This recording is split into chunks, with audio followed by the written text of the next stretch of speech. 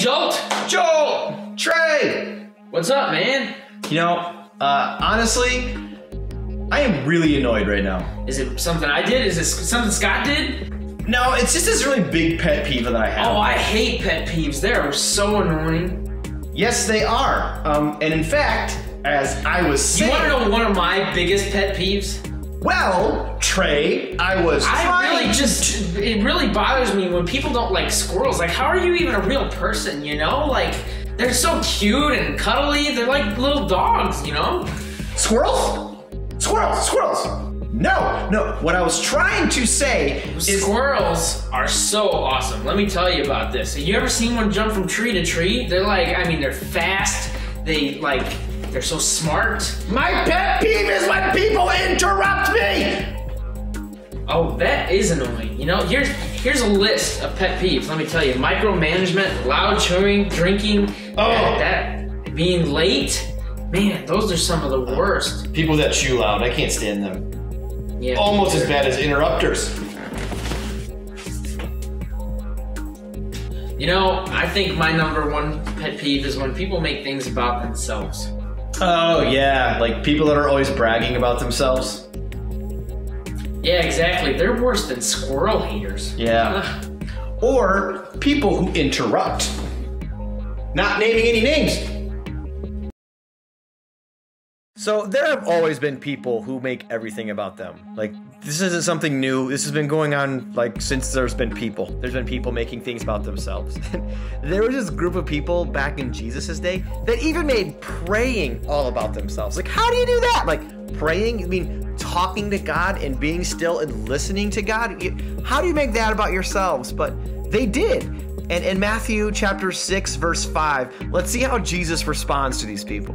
When you pray, don't be like the hypocrites who love to pray publicly on street corners and in the synagogues where everyone can see them. I tell you the truth, that is all the reward they will ever get.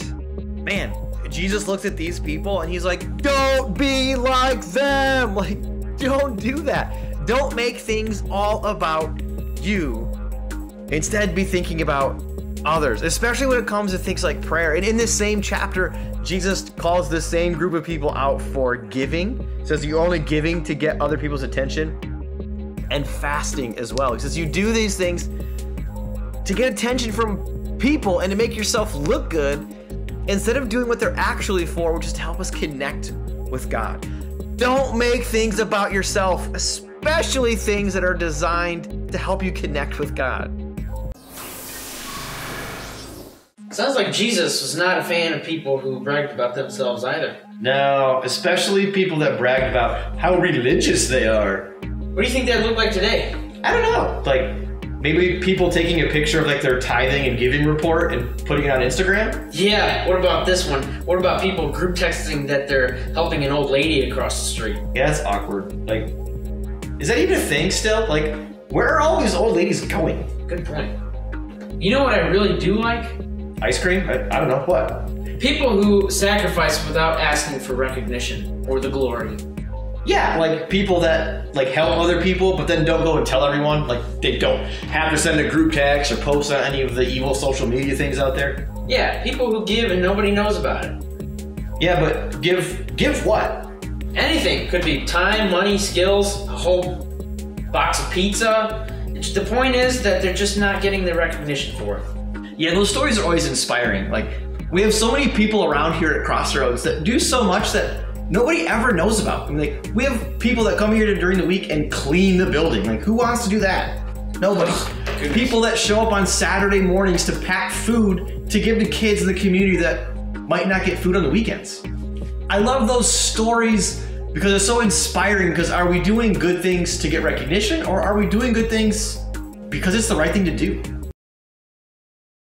So earlier, we heard about Jesus, this time when he called out this group of people that was making prayer all about themselves. And when Jesus did this, he was actually quoting the prophet Isaiah from a couple hundred years beforehand, when Isaiah called people out for doing the same thing.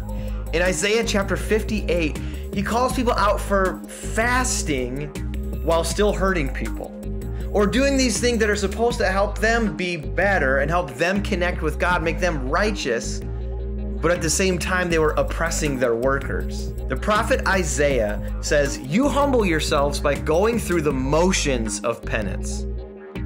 Do you really think this will please the Lord? No.